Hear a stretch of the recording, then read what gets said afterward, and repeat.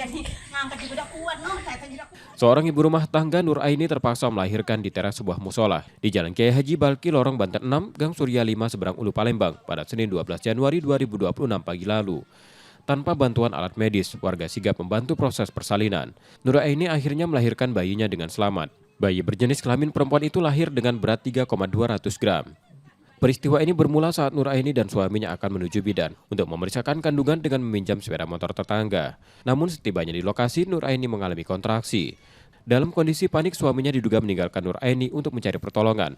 Warga yang melihat Nur Aini kesakitan kemudian membawa dan membantu persalinan di teras musola. Tangan satu megang perut, yang satu yang di bawah. Jadi, itu dibantu berapa warga lain, Bu? Jadi itu sebelum itu tuh enggak ada orang. Oh, Ibu sendirian? Ya. Nah, sudah lahir bayi, tiba-tiba ada ibu datang, katanya orang pingsan, bukan, ibu melahirkan, terus datanglah, tinggal temuninya aja.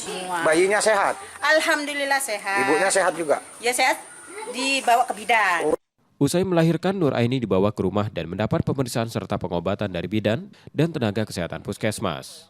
Untuk case-nya itu sekarang sudah ada, ternyata tadi kan ada dari dinas dari puskes kan, untuk karena dia viral kan, jadi dari puskes itu ada juga yang datang kemudian mengecek, ternyata case-nya itu ada dan ibunya itu selama hamil nggak tahu karena case-nya itu sudah aktif karena dia itu bermasalah di kakaknya itu tidak ada, jadi sudah anak keempat ini belum ada kakak dengan yang dengan suami yang baru. Tapi obatnya udah dikasih? Sudah, obatnya sudah dikasih, ibunya juga sekarang sudah pulang.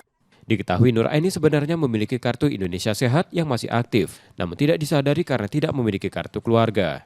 Yudi Kiswanto, Kompas TV, Palembang, Sumatera Selatan.